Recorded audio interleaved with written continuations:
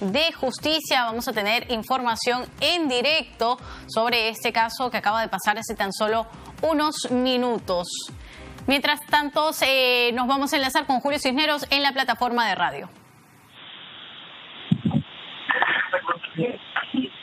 ¿Cómo te va, Joana Castro?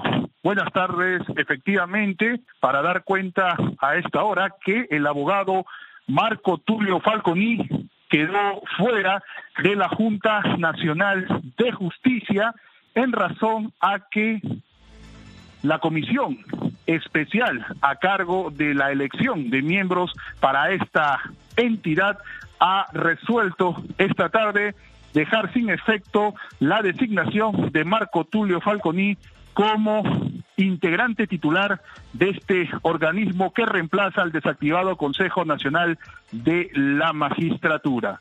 Los miembros de esta comisión especial se reunieron hoy por la tarde en la sede de la Contraloría General de la República para analizar los cuestionamientos surgidos recientemente contra Marco Tulio Falconi y también escuchar, por cierto, los descargos que hizo por escrito el referido abogado ante esta comisión especial, y al término de esta reunión privada, por cierto, en la Contraloría General de la República, se determinó que Marco Tulio Falconi quede sin efecto su designación como miembro titular de la Junta Nacional de Justicia.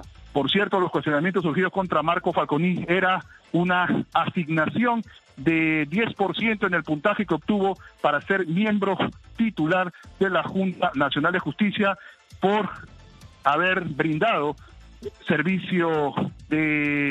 haber cumplido con el servicio militar a través de una institución educativa militar, que este beneficio, de acuerdo a lo que se esgrimió, no le correspondía, y también, por cierto, unos cuestionamientos relacionados a unas supuestas comunicaciones con el ex juez supremo César Inostroza por el caso de los cuellos blancos del puerto. En todo caso, la comisión especial ha determinado que Marco Tulio Falconi no sea miembro titular de la Junta Nacional de Justicia, y en todo caso estaremos ampliando mayor información sobre el particular en los próximos minutos. Adelante, Joana, contigo en el Estudio Central.